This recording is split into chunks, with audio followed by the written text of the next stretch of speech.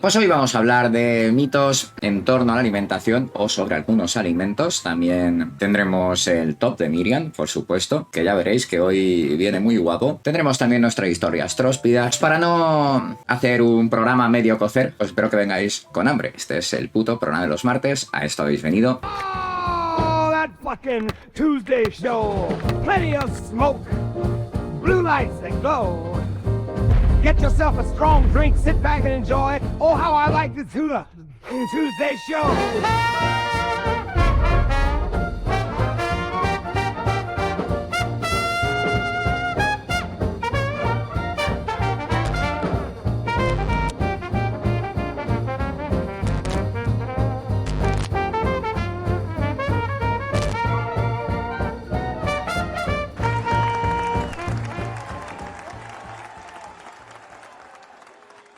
Muy bienvenidos, gente guapa, gente bonita, gente preciosa, feliz puto martes, Harlowesses, y bueno, pues bienvenidos a otra edición con mucho calor, eso sí. ¿Y sabéis por dónde vamos a empezar? Por la humilde tortilla francesa. ¿Alguna vez os habíais preguntado por qué esto se llama tortilla francesa? Pues agarraos bien porque la historia no tiene nada que ver con lo que podríamos pensar. No es porque sea francesa de origen, precisamente. Digamos que la historia de esto comienza en España, específicamente en Cádiz, y nos lleva de vuelta al siglo XIX, durante la Guerra de la Independencia. Nos situamos en 1810, cuando las tropas francesas estaban asediando las poblaciones de San Fernando y Cádiz. Debido a los bloqueos que estaban imponiendo los franceses, los alimentos pronto empezaron a escasear, incluyendo nuestras queridas, nuestras amadas patatas, que eran pues un ingrediente clave ya no solo la tortilla española, sino en una muy buena parte de nuestra gastronomía. En medio de tanta penuria había algo que no faltaba: huevos de gallina.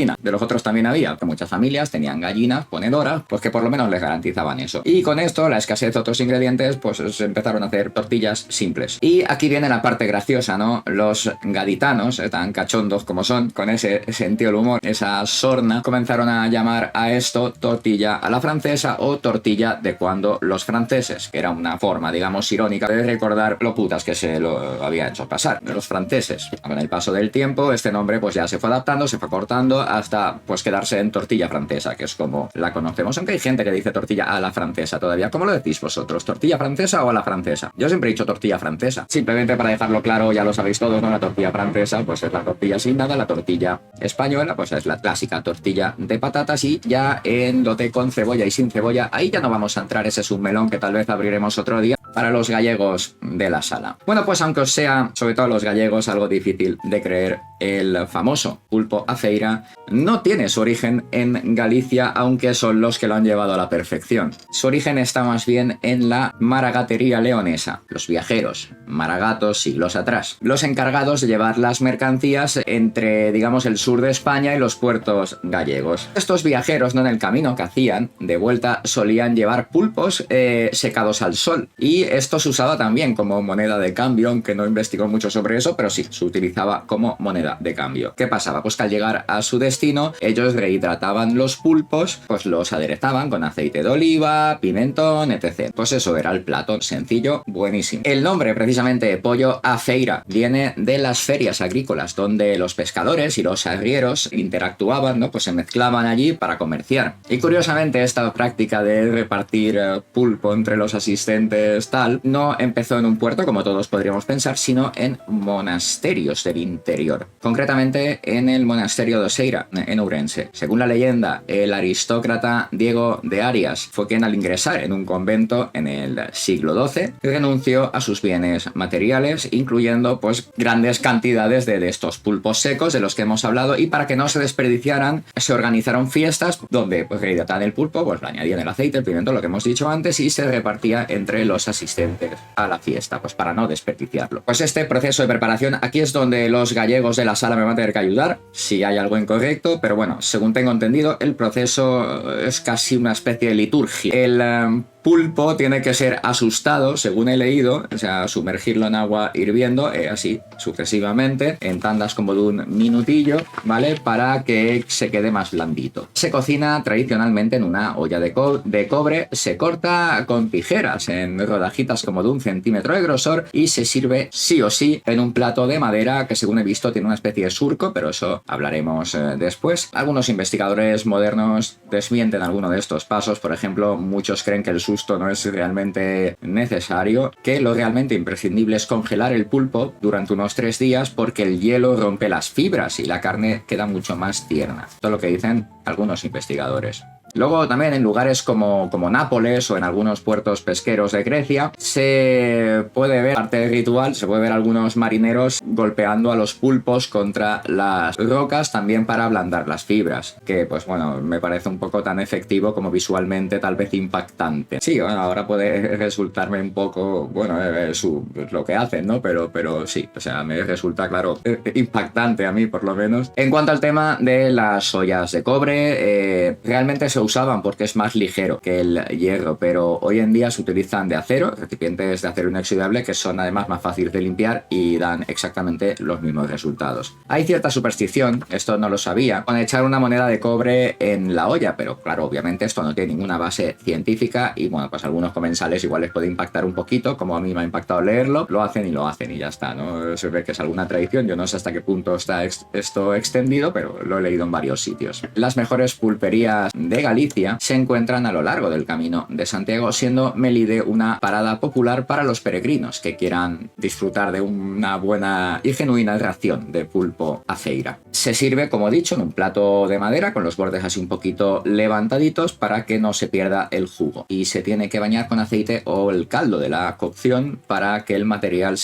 para que la madera no absorba lo que son la salsita, el jugo del pulpo, ¿no? Vale, también se ensartan varios palillos de la carne, ya que ni los dedos ni los tenedores son aceptados en el protocolo. Esto es verdad. Lo de que, o sea, nosotros los valencianos tenemos nuestras manías, por supuesto, con la paella. Hay que comer sí o sí con palillos pinchados. O sea, es decir, comérselo con la mano o con un tenedor es así, ¡ah, sacrilegio! En que si se añaden patatas, ya esto pasa a ser pulpo a la gallega. Deben ser cachelos partidos en trozos grandes. Y aquí también hay algún tema de discrepancia. Unos dicen que las patatas se hierven aparte, otros dicen que se hierven en el caldo del pulpo. Bueno, y la receta: pedir el pulpo, aderezar con aceite de oliva, la sal gorda y el pimentón, pero también, bueno, ahí ya cada familia será un mundo, cada uno tendrá sus proporciones, sus detalles y sus cosas. No añadir pimentón ahumado porque le altera el sabor, tiene que ser pimentón dulce o pimentón picante. He leído por ahí algunos cocineros profesionales que en los restaurantes se suele utilizar la misma agua para cocinar varios pulpos porque así a lo largo del día se va acumulando el sabor y se va intensificando. La ensaladilla rusa, que ni es rusa ni es nada. ¿Es rusa la ensaladilla rusa? Pues sí y no. La ensaladilla rusa fue inventada en Moscú, obviamente, por un señor llamado Lucien Olivier, que era un cocinero belga de origen francés. Este señor llegó a Rusia a buscar fortuna y abrió un restaurante de alta cocina al que llamó el Hermitage, que se convirtió en una especie de punto de encuentro para la élite social, la élite intelectual, la aristocracia de esa Rusia de la época. Pues la joya de la corona de su menú era una ensalada que él llamaba originalmente mayonesa de caza, que luego pues más tarde la gente la conocería como ensalada Olivier. Y bueno, la receta exacta no se sabe, se mantiene como un secreto bien guardado, pero se sabe que incluía algunos ingredientes bastante de lujo, como por ejemplo carne duro, gallo o perdiz, cangrejos, caviar, lengua de ternera, trufa, lechuga, pepinillos, patatas cocidas y aceitunas con una salsa especial que hacía este hombre, que es digamos el secreto. La ensalada esta se acabó volviendo muy popular. Todos los cocineros de Moscú querían tener su propia copia. Se cuenta que un pinche de este restaurante, del Hermitage, el restaurante de Olivier, llamado Iván Ivanov, espió a Olivier mientras hacía la receta y se la copió, se la robó. Pues Ivanov se llevó su versión a otro restaurante y la llamó Stolicny Salat, o ensalada de la capital. Pero los clientes decían que sí, que se parecía, lo que quieras, pero que no sabía igual. Así que la ensalada del Ermita siguió siendo la más famosa del momento hasta que el restaurante cerró tras la revolución de 1917. Con el tiempo, la ensalada Olivier se fue simplificando y abaratando. Ya en lo que era ya la Unión Soviética, los ingredientes de lujo pues fueron quitados y reemplazados por pollo, jamón cocido, patatas, zanahorias, guisantes, huevos cocidos. Todo se mezclaba con nata agria y mayonesa. Pero, plot twist, la ensalada rusa ya existía antes de que Olivier abriera ese restaurante en Moscú. Porque en 1845 el cocinero ítalo-británico Charles Elme Francatelli publica una receta de lo que él llama Russian Salad en su libro The Modern Cook, que incluía además langosta, anchoas, atún, cangrejo, gambas, aceitunas rellenas y mayonesa roja. Y antes de esto, en 1815, otro gran chef, Antonin Carême, había creado una salad a la parisienne, con champiñones, zanahorias, nabos, espárragos, judías, guisantes, patatas, remolachas y todo esto embadurnado en mayonesa, tipo ensaladilla rusa. En España, la ensaladilla rusa llegó incluso antes de que Olivier se hiciera famoso en Moscú, porque en 1858 ya se servía en tierras vallisoletanas. Con el tiempo se acabó convirtiendo pues, en una cosa muy popular, como es hoy. A lo largo de los años se fue modificando la receta pues ya al gusto del país donde se adaptaba. Y de hecho durante la Guerra Civil Española y la posguerra la ensalada rusa se volvió todavía más básica. Patatas, zanahorias, guisantes, huevo duro y si había algo más pues se le echaba y si no pues no. Y durante aquellos años 40 y 50 se intenta cambiar en España el nombre a ensaladilla imperial o ensaladilla nacional, pero la gente R que R la siguió llamando ensaladilla rusa y así es, con ese nombre ha llegado hasta nosotros hoy. Y hoy en día pues se le echa atún o se le echa bonito para darle un poco más de color, un poco más de alegría. La ensaladilla rusa tiene lo mismo de rusa que yo de astrofísico. El humilde sándwich que nos ha salvado veces innumerables. Tengo hambre tonta. Sabéis que está el hambre lista y el hambre tonta. El hambre lista, que es que sabes lo que quieres comer, y el hambre tonta, que estás ahí con la nevera. Eso me pasa mucho a mí. Pues la leyenda nos lleva hasta 1762 en Sandwich, que es una ciudad del condado de Kent, en Inglaterra, al suroeste. Vamos a presentaros al protagonista de nuestra historia. Este señor que veis aquí es John Montagu, que es el cuarto conde de Sandwich. Y según la leyenda, Montagu inventó el emparedado, el bocadillo, el sándwich, como lo queráis llamar. La realidad igual no fue tan así. Porque él tuvo la idea, más o menos, y el estatus para popularizarlo. No fue él el creador, un señorito que se va a meter en la cocina. No, no. Bueno, pues según cuentan medios como el canal Historia, por ejemplo, entre otros, Montagu tenía un ligero problemilla con los juegos de azar, específicamente los juegos de naipes. Era un poquito ludópata. Era muy adicto a las partidas de naipes. Jugar y comer al mismo tiempo no le gustaba, a él le molestaba. ¿Por qué? Porque se pringaba los dedos con la grasa de la comida y eso ensuciaba o marcaba las cartas y aparte pues con todos los platos ahí por medio pues el hombre estaba incómodo para jugar. Y bueno, pues en una racha de apuestas que según dicen algunas fuentes duró 24 horazas, el hombre ahí apostando, Montagu le pide a su cocinero que le prepare algo que pueda comer con una mano sin levantarse de la mesa y sin pringar las cartas. El cocinero llega a la cocina y dice, bueno, pues me saco esto de la manga, coge un esto de carne, no hace un filete, una chuleta y la mete entre dos lonchas de pan para que no pringue y la pueda sujetar. El propio cocinero lo acabó bautizando sándwich en honor al conde y a la ciudad. Ahora, eso es la leyenda. Sobre el origen exacto sí que hay cierta discrepancia, pero bueno, algunos historiadores dicen que el conde se inspiró en lo que vio durante sus largos viajes al Mediterráneo oriental, donde los turcos y los griegos comían pan de pita con cosas dentro. Otros dicen pues que efectivamente fue una creación improvisada, espontánea, pues de este cocinero espabilado que además sabía que al conde le gustaba mucho comer pan. El pan le gustaba mucho. Un par de curiosidades sobre todo esto es que luego la receta receta esta del sándwich se acabó difundiendo por toda Inglaterra porque este hombre lo iba pidiendo por ahí, que se lo hicieran. Se convirtió en un bombazo. De hecho, en 1763, Edward Gibbon ya menciona en su diario haber visto a un grupo de nobles comiendo sándwiches en un restaurante. Pero no es hasta principios de 1800 que, llamémosla por raro que suene, la sandwich manía cruza el Atlántico y aparece por primera vez en un libro de cocina norteamericano en el año 1815. Montagu, el conde, sin embargo, pues no solo fue famoso por el tema del dichoso sándwich, la vida personal de este hombre fue bastante complicadilla. Según el libro Historia de la Historia, su esposa Dorothy fue declarada demente y su amante, la joven cantante Martha Gay, fue asesinada por un reverendo loco de amor llamado James Hackman en la ópera de Covent Garden en 1779. Luego, poco después, colgaron a este hombre. También alcanzó el conde cierta fama cuando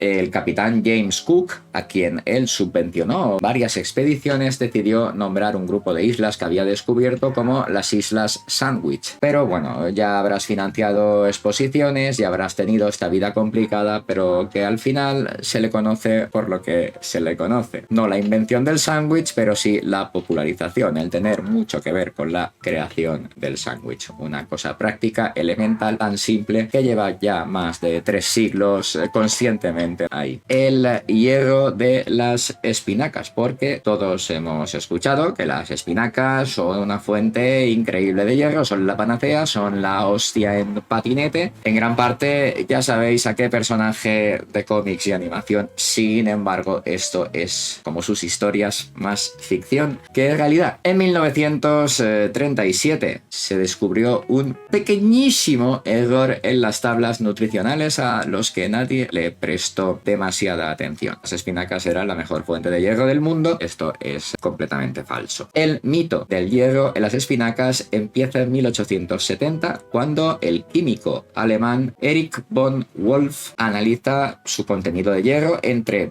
otras muchas cosas. Sin embargo, comete un error al transcribir los datos a papel. Anotó que 100 gramos de espinacas contenían 40 miligramos de hierro, cuando en realidad solo contienen 4 miligramos. El hombre, creo yo, que se olvidó de una coma, probablemente, ¿no? Que querría poner 4,0. Durante la crisis de los años 30, la desnutrición, las anemias hacen que las espinacas, por baratas, se vuelvan muy socorridas, ya que además, os digo, pues por el error este se creía que eran clave para recuperar esa energía perdida. Y aunque corrigen este error en 1937, ya la idea estaba firmemente arraigada en la sociedad y era creencia popular. En 1981, la revista British Medical Journal publica un artículo aclarando el malentendido, pero para entonces Popeye y su amor por las espinacas, precisamente en esa época de Popeye ya se conocía la verdadera cantidad de hierro de las espinacas. Esto no detuvo a nuestro marinero favorito para seguir promoviendo sus supuestos beneficios. Pero la realidad es que lo están mirando para obtener la cantidad recomendada de hierro. Solamente comiendo espinacas, un hombre necesitaría consumir unos 3 kilos al día y una mujer unos 4 kilos de espinacas. ¿Qué os parece? ¿A quién le gustan las espinacas? A mí las espinacas la verdad es que no.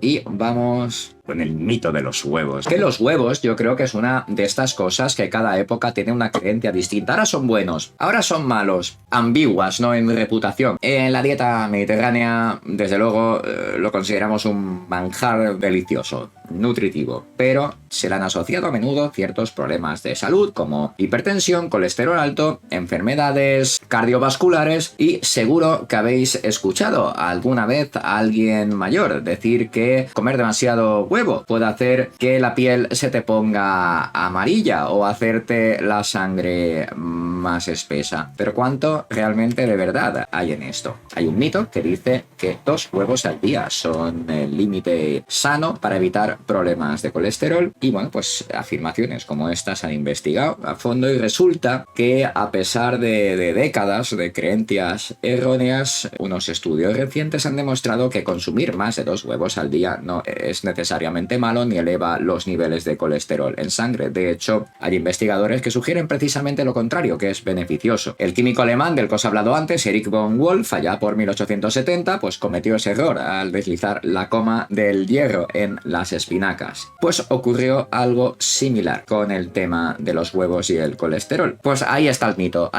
dando por saco todavía. Me remito a un estudio publicado en The American Journal of Clinical Nutrition que aclara que no hay una relación directa entre consumir alimentos ricos en colesterol y un aumento de los accidentes cardiovasculares. Además, algunos estudios dicen que limitarse a 2 huevos diarios es una restricción innecesaria. Puedes comer más si quieres. De hecho, comer más podría mejorar tu perfil cardiovascular. El estudio, os lo digo, comparó 2 grupos, uno que consumía 3 huevos enteros al día y otro que comía 3 claras de huevo, evitando la yema. Los resultados, el grupo que comía huevos con yema mostró mejor salud cardiovascular, niveles más altos del colesterol bueno, también menor resistencia a la insulina y niveles más bajos de triglicéridos en sangre. ¿Por qué? Pues porque la yema es muy rica en nutrientes como las cansantinas, la colina y ácidos grasos omega, que tienen efectos positivos en la salud. Y además de su función de proteger el corazón, son una muy buena fuente de vitaminas, especialmente del grupo B y A. Y también aportan minerales como hierro, potasio, fósforo, magnesio, zinc y contienen luteína, un pigmento importante para la salud ocular. Tampoco son excesivamente calóricos, con un 75% del peso total en agua. Un huevo aportaría 140 calorías por cada 100 gramos, más o menos como una manzana, como un plátano. Además no contiene azúcares, sí que no eleva el índice glucémico. Y esto lo hace una muy buena opción para tener energía sin afectar a los niveles de azúcar en sangre. Los que seáis de hacer deporte, tal vez me podréis hablar de esta afirmación: el agua con azúcar. ¿Para qué sirve el agua con azúcar? ¿Quién me lo puede decir? ¿O para qué se dice que sirve? En España, de hecho, todavía ronda esa creencia por ahí de que el agua con azúcar es un remedio casero y mágico para aliviar esos doloracos musculares después de una sesión exigente de ejercicio. Esto no es del todo así, porque las agujetas, esos dolores musculares que dan tanto por saco, que vienen del infierno, son en realidad microlesiones en las fibras musculares. Te lanzas a hacer ejercicio, te excedes, tus músculos sufren minúsculas roturas, provocan una respuesta inflamatoria. Son músculos que parecían tan fuertes en el gimnasio, ahora te están gritando: oye, bro, no te flipes tanto. Esto se hace más evidente unas 24-48 horas después de hacer ese ejercicio, es cuando tu cuerpo está intentando reparar el daño y el dolor se hace más intenso. Los músculos no están acostumbrados en ese momento a ese nivel de esfuerzo y eso provoca contracciones bastante dolorosas. Antiguamente, de hecho, se pensaba que las agujetas estaban causadas por la acumulación de ácido láctico en forma de cristales en los músculos durante esa sesión de ejercicio. Entonces la idea era que tomar agua con azúcar ayudaba a disolver esos cristalitos y así aliviar ese dolor. Esto es fake y los científicos también lo han desmentido. Las agujetas no tienen nada que ver con el ácido úrico. El agua con azúcar no es la poción mágica de Asterix. Las agujetas son una inflamación muscular. Esto se llama médicamente mialgia diferida. No existe un remedio mágico, ni mucho menos, para evitar las agujetas cuando ya han aparecido, pero sí hay formas de prevenirlas y manejarlas un pelín mejor. El rollo es introducir el ejercicio de forma gradual, ¿vale? No pasar del 0 al 100. Hay que evitar cambios bruscos, hay que evitar demasiado esfuerzo si no estás acostumbrado a ello, hay que hacer estiramientos, hay que hacer calentamientos previos y posteriores también, y de esta forma el cuerpo se va adaptando más poquito a poco a ese tipo de esfuerzo y ya no te aparecerá ese tipo de dolor. En cuanto a la alimentación, una dieta equilibrada, una buena hidratación son de hecho esenciales. Un estudio de la National Library of Medicine sugiere que los arándanos podrían ayudar a reducir el dolor muscular una vez que aparece. Sí, tienen ciertas propiedades que ayudan a reducirlo. Así que agua con azúcar, chicos y chicas, no. Arándanos. Cuando pensáis en croissants, ¿En qué pensáis? Le croissant, en franceses, en la France. Pensamos que esta maravilla de hojaldre con forma de cuarto creciente tiene su origen en la France. Pero no tiene su origen en la France. Esto va mucho más allá. Nos vamos hasta Viena, Austria. Vamos a situarnos. Estamos en el siglo XVII, 1683. Viena está rodeada por las tropas del Imperio Otomano en plena conquista en Europa. Tras haber arrasado ya Constantinopla, los Balcanes y parte de Hungría, el ejército otomano decide que Viena es la siguiente parada en su viaje, su próximo objetivo. Esta gente se estaba expandiendo más rápido que McDonald's. Los soldados otomanos intentan socavar las murallas de la ciudad de Viena, cavando túneles por la noche para sorprender a las defensas. Pero, oh surprise motherfucker, los panaderos de Viena estaban despiertos porque estaban trabajando a esas horas. Los panaderos escuchan el ruido de las excavaciones, se alertan y avisan a la guardia. Entonces la guardia se organiza y logra repeler ese ataque. Gracias a estos panaderos se salva Viena. Los vieneses celebran la victoria. Los panaderos deciden inventar un bollo con forma de luna creciente que era el emblema de la bandera otomana. Así, el croissant en su origen, aunque no era igual que el croissant que conocemos ahora, cabe destacar, se convierte en un símbolo de esa derrota de los otomanos. Me como tu símbolo, ¿no? Una especie de dulce venganza. A partir de aquí, el bollito de las narices empieza a extenderse por Europa y luego por el mundo. Aunque, pues, como ya os podéis imaginar, los franceses se lo apropiaron. O más que se lo apropiaron, que también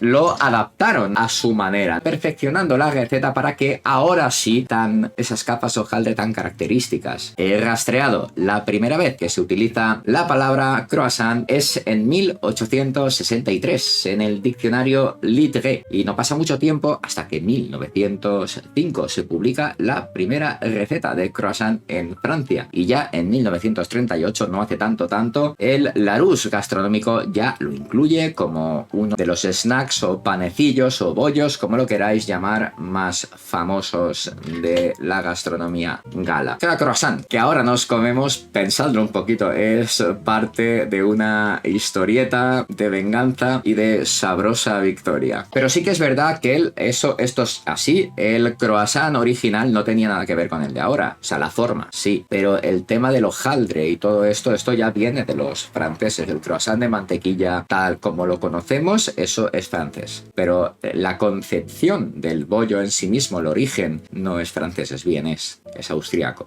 ¿Os está gustando el programa de hoy? ¿Os está resultando entretenido? Me gusta saber este tipo de cosas porque luego puedo hacer una secuela, puedo incidir más sobre algunos temas o plantearlos de otra forma.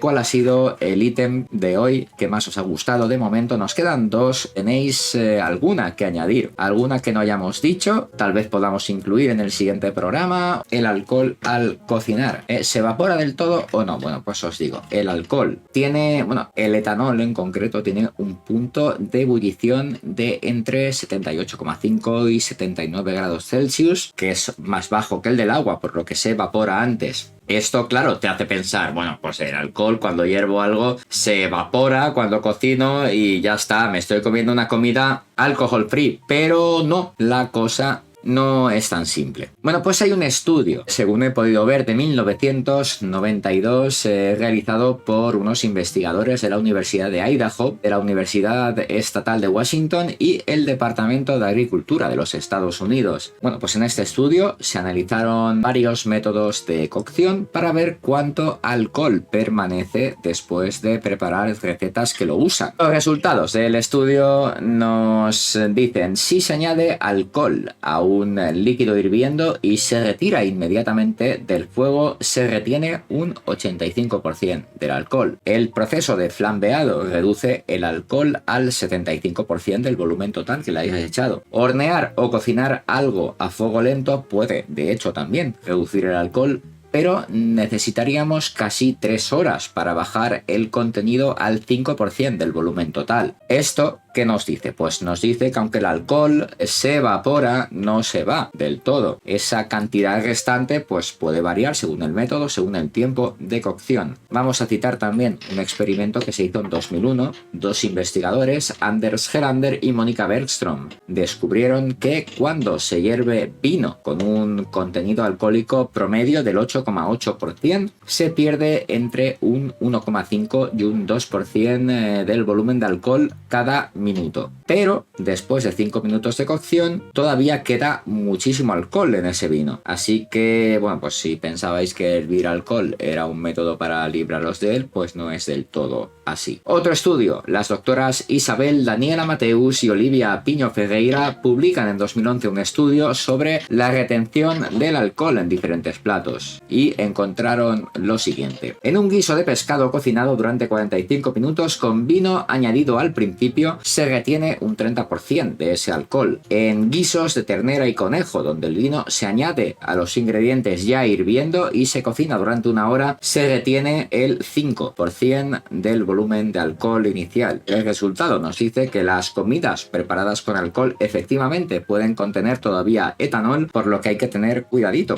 ¿Quién sabe quién es este señor? Oye, tiene una barba estupenda, ¿eh? Marco Polo. Efectivamente, este señor es Marco Polo. Se dice que Marco Polo trajo la pasta de Oriente. O sea, la historia que todos conocemos es que Marco Polo, famoso explorador veneciano, regresó de sus 20 años de aventuras en ese exótico lejano Oriente con una increíble novedad. La pasta. Se tiene la idea de que pues la pasta llegó a Italia a través precisamente de Marco Polo. Suena un poquito rara, valía la pena investigarla. Especialmente porque los chinos ya llevaban comiendo fideos unos 3000 años. Pues durante la Edad Media, Occidente, de hecho, adoptó un montón de cosas geniales que venían de China, pero de eso ya hablaremos en otro programa. Bueno, la cosa es que el tema de la pasta ya estaba bastante bien establecido en Italia años antes de que Marco Polo volviese de sus viajes. Hay un documento legal de 1279 que menciona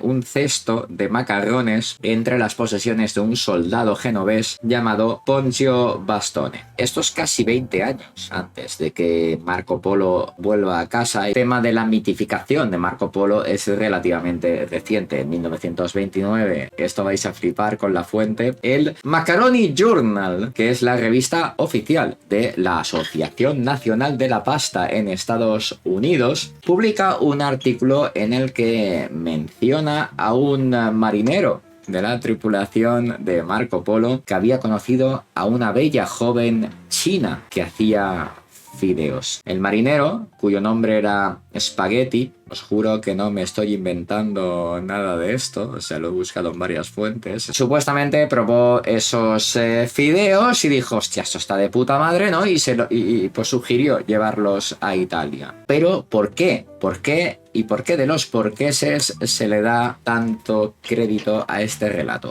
Pues porque venía de una fuente. Si la Asociación Nacional de la Pasta lo dice, esto va a misa y punto final. La historia realmente, si la analizas, tiene ese típico encanto como de cuento de hadas, el marinero que conoce a la bella joven que hace fideos, una cosa tipo relatos de Sinbad. Y bueno, esto ha sido, gente guapa, preciosa, el final de mitos sobre comida. ¿Queréis ver el monstruo de espagueti? Va, os pongo el monstruo de espagueti otra vez. Gente guapa, gente preciosa, os quiero un montón. Muchas gracias por haber estado hoy, por haberme aguantado un martes más. Que bueno, pues que este programa, pues como todos los programas de los martes, intentamos haya picado vuestro interés. Muchísimas gracias a todos. Mañana más y mejor. Chaito, chaito.